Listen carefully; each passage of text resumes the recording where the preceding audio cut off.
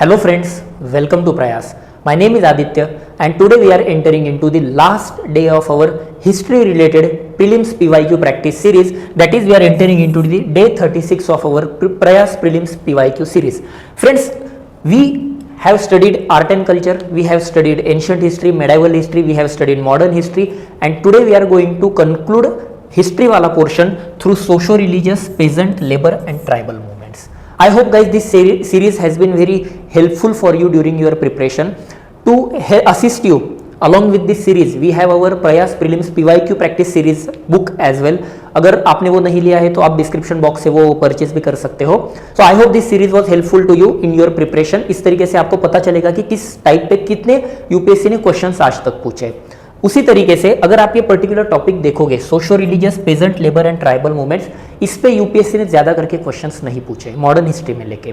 तो देखते हैं किस तरीके से 18 से लेके 22 तक यूपीएससी ने यहाँ पे क्वेश्चंस पूछे हैं. लेट्स स्टार्ट विद द 2020 वाला पार्ट. तो देखिए क्वेश्चन पूछा गया था with the reference to the history of India, Ulgulan or the great tumult is the description of which of the following event. देखिए India is a diverse country, India is a vast country, geographical as well as cultural expanse of India is very vast. So यहाँ जो भी अपने यहाँ पे there are lot of traditions are there are lot of diversities there in the country. So that's why there are an number of socio religious movements as well as peasants and tribal movements were there. So it is not expected from you to remember each and everything. जैसे हमने कल के session में देखा historical personalities बहुत सारे लोग हो चुके थे, तो उसी तरीके से there are lot many incidences like this. If you know the things well and good, if you not knowing the thing I will suggest you not to take unnecessary or blind risk in this case. ठीक है, अगर आपको पता है कि ये history में उलगुलन किसे कहा जाता है, ग्रेट टुमुल्ट किसे कहा जाता था, then only you have to take the risk. अगर आपको नहीं पता है, मैं कहूंगा not to take any sort of risk यहाँ पे.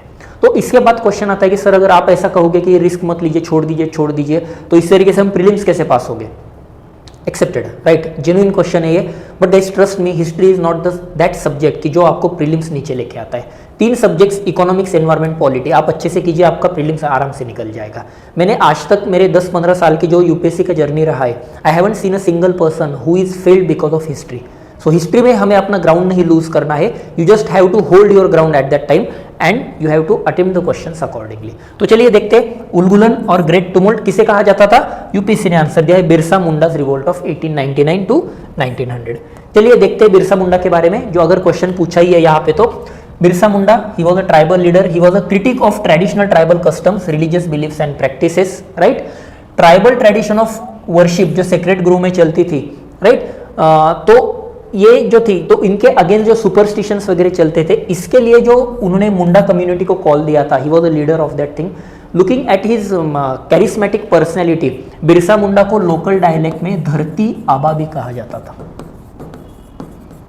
राइट. अगर आप देखोगे तो मेजर पर्पस जो मुंडा रिबेलियन के अगेंस्ट, मुंडा रिबेलियन था जिनके अगेंस्ट, तो उनका रीजन था इंट्रोडक्शन ऑफ जागीरदार्स एंड ठेकेदार्स. इनको लोकल लैंग्वेज में दिक्कू भी कहा जाता था. दिक्कूज आर आउटसाइडर्स.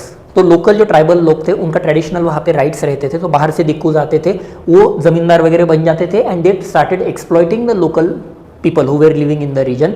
तो उनके अगेंस्ट ये जो रिवोल्ट हुआ था, ये एक्चुअली हमारा ये ग्रेट टुमुल्ट और उसे उलगुलन कहा जाता है, राइट. तो अगर आप देखोगे तो वहां पे उन्होंने एक मुंडा राज भी खुद का डिक्लेयर कर दिया था, राइट. ये रिवोल्ट को उलगुलन नाम से भी कहा जाता है and this revolt is essentially a revivalist movement. क्योंकि क्या हुआ था कि अगर बाहर से कोई आउटसाइडर आता है, they try to impose their own cultures on local localities. तो लोकल लोकेलिटीज की वजह से अभी क्या होता है कि उनका कल्चर चेंज हो जाता है. So that is not accepted by many people. की हम भी सोसाइटी में देख के बहुत बार देखते हैं कि अरे पहले ऐसा चलता था, आजकल के ज़माने में चेंज हो चुका है, तो पहले ज़माने में जाना चाहिए. तो ये जो मेंटेलिटी रही है, जो साइकोलॉजी रहती है, तो whenever people try to get back to the older version of their own culture and traditions, ऐसे मूवमेंट्स को कहा जाता है revivalist movement. Excellent example is जो हमने कल देखा है स्वामी दयानंद सरस्वती आर्य मूवमेंट, बरोबर, जो है वहां पे. तो that is revivalist movement. He gave a slogan that go back to the Vedas. Swami Dayanand Saraswati ने ये कहा ना, वेदास के पास चलो, मतलब you have to revive your own culture. On the other hand second socio religious movements हो रहते हैं, एक रिवाइवलिस्ट हो गए, दूसरे रहते हैं आपके रिफॉर्मिस्ट. आपको ये भी पता होना चाहिए कि कौन से मूवमेंट्स रिवाइवलिस्ट है, कौन से मूवमेंट रिफॉर्मिस्ट है. रिवाइवलिस्ट मतलब you have to revive your own past. Reformist मतलब there is something wrong in your present culture, you have to reform the present culture. Excellent example is Rajaram Mohan Roy. उन्होंने जो preach किया है anti सती, इसके against जो agitation किए थे, उन्होंने जो लॉ पास किया था, that is an excellent example of reformist movement. तो आपको ये मेंस में भी फायदेमंद होगा, प्री के लिए भी आप ध्यान में रखिए, तो आप एमसीक्यूज अच्छे तरीके से टैकल कर सकते हो यहाँ पे, ठीक है। चलिए तो moving ahead, next question, consider the following pairs, movements और लीडर्स, पेयर्स वाला क्वेश्चन था, factual question, either you know it or you don't know it. Answer दिया है इसका डी। देखिए हमने कल भी देखा है, महात्मा गांधी से एसोसिएटेड जो भी आपके न्यूज़पेपर्स है, जो भी आपके वीकलीज है, जो भी आपके मंथलीज है, मैगजीन्स है, जो भी सॉन्ग्स है, जो भी कोई मूवमेंट्स ऑर्गेनाइजेशन है, दैट इज वेरी इंपॉर्टेंट। सो आपको गांधी जी के बारे में तो ये सब पता होना चाहिए। बट अगर आप देखोगे तो एंटी अनटचेबिलिटी लीग, इसको हम हरिजन सेवक संघ के नाम से भी जानते हैं। So that was established by Gandhi ji. अगर आपको थोड़ा हिस्ट्री पता होगी तो there was second round table conference, जहाँ पे रैमसे मैकडोनाल्ड ने कम्युनल अवार्ड डिक्लेयर किया था, right, and there was a Gandhi ji set on अनशन इन येरौडा जेल। तो येरौडा जेल में आपका वहाँ पे पुनः पैक्ट हुआ है, राइट। तो looking at the happenings of that era कि हिंदू रिलीजन में ही इतने सारे फैक्शंस हो चुके थे, then there was a demand of separate electorate वगैरह, ये बहुत ही there were lot many factions in the society. So Gandhi ji was largely moved by all these happenings, कि उनको बुरा लगा कि ये क्या चल रहा है। So that's why he gave up the membership of the Congress, and ऐसे कहा जाता है कि वो जो इवेंट है जनरली पूना पैक्ट के बाद जो हुआ है, तो उनको गांधी जी के मन को इतना बुरा लगा था कि then he took sannyas from active politics and then he decided to dedicate his entire life for the upliftment of lower caste people. तो उनको लोअर कास्ट पीपल को अपलिफ्ट करने के लिए उन्होंने जो ऑर्गेनाइजेशन स्टार्ट की थी, उन्होंने जो संघ स्टार्ट किया था, उसका नाम था हरिजन सेवक संघ। शुरू में उनका नाम था all India anti untouchability league, right. तो इस तरीके से ये इसके बैकग्राउंड है। ऑल इंडिया किसान सभा, yes, it was established bye Sahajanand Saraswati. In the last में सेल्फ रिस्पेक्ट मूवमेंट, ये जनरली तमिलनाडु में स्टार्ट हुई थी, साउथ इंडिया में हुई थी। It was started by S. Ramanathan, but actually the spearhead of this movement was E.V. Ramaswamy. इनको लोग E.V. रामास्वामी नायकर के नाम से भी जानते हैं, या फिर इनको पेरियार स्वामी भी कहा जाता है। He gave up his surname and all, that's why he is known as Periyar. Periyar is a name of locality there। और यही मूवमेंट आगे भी चल के आज अब हम जो तमिलनाडु में दो पॉलिटिकल पार्टीज देखते हैं, डीएमके यानी AIADMK, द्रविड़ मुन्नेत्र कळगम एंड अन्ना द्रविड़ मुन्नेत्र कळगम, तो ये पार्टीज ये सेल्फ रिस्पेक्ट मूवमेंट के ही आगे ऑफशूट है। Self respect movement was anti Brahminism movement यहाँ पे।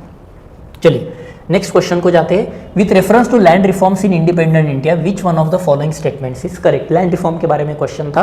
चलिए आराम से क्वेश्चन ऑप्शंस पढ़िए, देखते हैं। The ceiling laws were aimed at family holdings at not individual holding. Actually this was the biggest loophole of land reform act. वहां पे उन्होंने इंडिविजुअल होल्डिंग के बारे में बताया था, फैमिली होल्डिंग के बारे में नहीं बताया था। That's why land reforms were not successful in larger areas of the country. होता क्या था कि इंडिविजुअल को ही सीलिंग दिया है, सपोज मुझे सीलिंग का लिमिट दिया है, मुझे 25 एकड़ का कुछ तो लिमिट दिया है, मेरे घर में 4 लोग हैं, फैमिली का लैंड होल्डिंग होगा 100 एकड़, so I will divide the land among my family member itself. कहाँ पे जमींदारी खत्म हुई है? So that's why land reforms were failed. तो ये ऑप्शन नहीं है। The major aim of land reform was providing agricultural land to all the land. Yes, landless को लैंड देना, यही तो एम था ना यहाँ पे।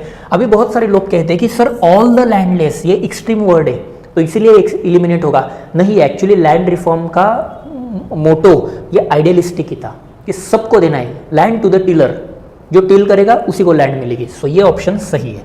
देखिए बाकी के भी ऑप्शन देखिए। Resulted in cultivation of cash crops. अरे कैश क्रॉप से तो ब्रिटिशों ने लूटा था कंट्री को, आप यहाँ पे और किधर कैश क्रॉप्स लगाओगे? ये तो इलिमिनेट ही है। Land reforms permitted no exemptions to the ceiling limits. Exemption देने पड़ेंगे क्योंकि India is a diverse country. आप अगर राजस्थान में और यूपी में सेम सीलिंग के लिमिट्स कैसे दे सकते हो? राजस्थान में बैरन लैंड ज़्यादा है, वहाँ पे सीलिंग लिमिट में कुछ तो आपको एग्जेम्पशन देना ही पड़ेगा। यूपी में फर्टाइल लैंड ज़्यादा है, वहाँ पे सीलिंग आपको थोड़ा कम रखना पड़ेगा। तो इस तरीके से ये भी गलत है। That's answer was your B. यहाँ पे मैंने डिटेल में ये सारे डिस्कशंस यहाँ पे दिए हैं, you just go through this slide, यहाँ पे आपको पता चलेगा। And coming to this question, these are the very factual in nature. Hind Mazdoor Sabha, जैसे हमने कल देखा था विटाड़ विध्वंसक या फिर आनंदीबाई जोशी के ऊपर क्वेश्चन, तो ये UPSC out of the blue पूछ लेती है। Either you know it or you don't know it. इसका आंसर यूपीएससी ने दिया था D. And similarly next question chronological order से पोस्ट इंडिया में पूछा था कि गोवा का लिबरेशन कैसे हुआ था, एकदम ये भी out of the blue question 2018 में पूछा गया था।